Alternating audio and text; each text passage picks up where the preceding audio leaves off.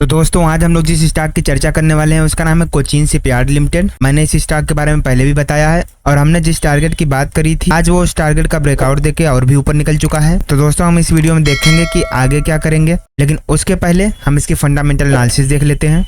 तो दोस्तों आपको कंपनी का नाम पता ही है, कोचीन शिपयार्ड लिमिटेड। 1252 रुपए इसका मार्केट प्राइस चल रहा है और आज इसने इंट्राडे में बम्पर रैली दी, उसके साथ ही 13% के ऊपर इसने क्लोजिंग दी है। मार्केट कैप इसका 32,935 करोड़ का है। स्टॉक पी 60 का है। ROC 8.66% एंड ROE 6.57% का है। पिछले एक साल के हाई लो की बात करें तो 234 का इसने लो लगाया था और 1280 का इसका हाई है, यानी कि पिछले एक साल में इसने बम्पर रिटर्न दिए हैं मार्केट में। आपको दोस्तों कंपनी के बारे में बता दूं तो ये कंपनी 1972 में इनकॉर्पोरेट हुई कोचीन शिपयार्ड लिमिटेड के नाम से। ये company all kinds of vessels repairs and refits of all type of vessels including periodic upgradation and life extension of ships, यानी कि ये कंपनी शिप से रिलेटेड सारा काम करती है और इसके अक्रॉस द ग्लोब्स काफी बड़े बड़े कस्टमर्स हैं और इसने आउटसाइड इंडिया 45 शिप्स एक्सपोर्ट भी किए हैं और इसने महारत हासिल की बल्क कैरियर से लेकर स्मॉलर शिप्स और एडवांस टेक्नोलॉजी यूज करते हुए एंकर हैंडलिंग,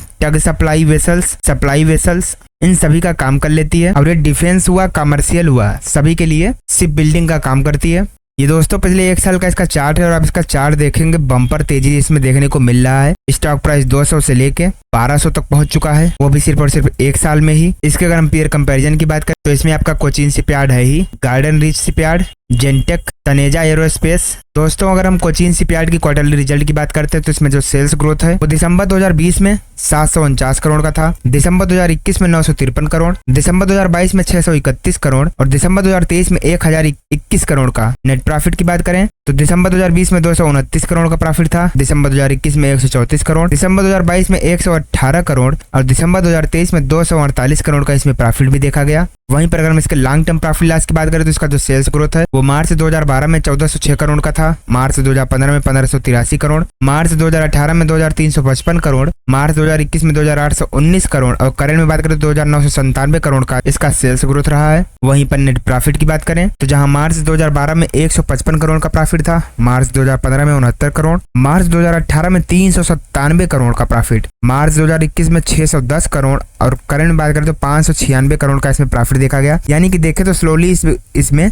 सेल्स ग्रोथ हो या नेट प्रॉफिट हो, दोनों में ही ग्रोथ देखी जा रही है। दोस्तों कंपनी की अगर बोरोइंग्स की बात करते हैं 2013 तक इस कंपनी पर कोई भी उधार नहीं था। मार्च 2014 में इसने 334 करोड़ का उधार लिया, लेकिन 2015 में इसने वापस से कम करके 123 करोड़ कर दिया।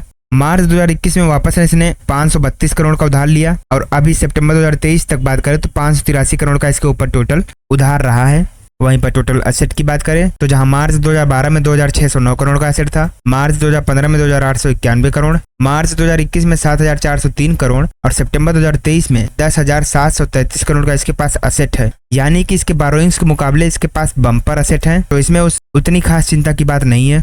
बाकी दोस्तों अगर हम इसके शेयर होल्डिंग पैटर्न की बात करते हैं तो प्रमोटर्स की हिस्सेदारी जहां जून 2021 में 72.86% थी, वहीं पर मार्च 2024 में 72.86% ही है, यानी कि प्रमोटर्स ने कोई भी छेड़छाड़ी नहीं करी है अपने होल्डिंग के साथ। बात अगर FIIs की करें 3.02% थे, वो बढ़कर 5.23% हो गए, यानी कि यहाँ पर प्लस हुआ है। PIIs की बात करें तो 5.94% से 2.45% हुए, यानी कि यहाँ पर माइनस हुए हैं। पब्लिक की बात करें तो 18.18% से लेके पब्लिक ने अपनी होल्डिंग बढ़ाई है, 19.47% किया है, यानी कि पब्लिक ने भी यहाँ पर माल बढ़ाया है। बाकी दोस्तों अगर हम इस कंपनी की फॉरेंसिक एनालिसिस करते हैं तो इसका रेवेन्यू जो है ठीक ठाक है, बाकी ROE एंड ROCE में थोड़ी सी प्रॉब्लम देखने को मिल रही है, तो यहाँ पर आपको नजर बना के रखना पड़ेगा। हाँ, कंपनी के ऊपर ऐसी कोई खास लायबिलिटीज नहीं है, तो इसलिए इसमें उतना दिक्कत की बात नहीं है। बाकी वर्किंग कैपिटल काफी अच्छा है, रिटेल्स की होल्डिंग भी ठीक ठाक है, कंपनी का जो डेब्ट है वो मैनेजेबल है, कंपनी के प्रमोटर्स ने कोई भी शेयर प्लेज नहीं किया जो कि काफी अच्छी बात है। शेयर प्राइस पिछले 10 सालों में उतना नहीं बढ़ा हुआ है, लेकिन पिछले 2-3 सालों में इसने बम्पर तेजी दी है, इस बात को भी ध्यान में रखना पड़ेगा। बाकी प्रमोटर्स की हिस्सेदारी जो है वो पिछले 90 डेज में स्टेबल रही है, यानी कि ना इन्होंने पोजीशन बढ़ाया है और ना ही घटाया है।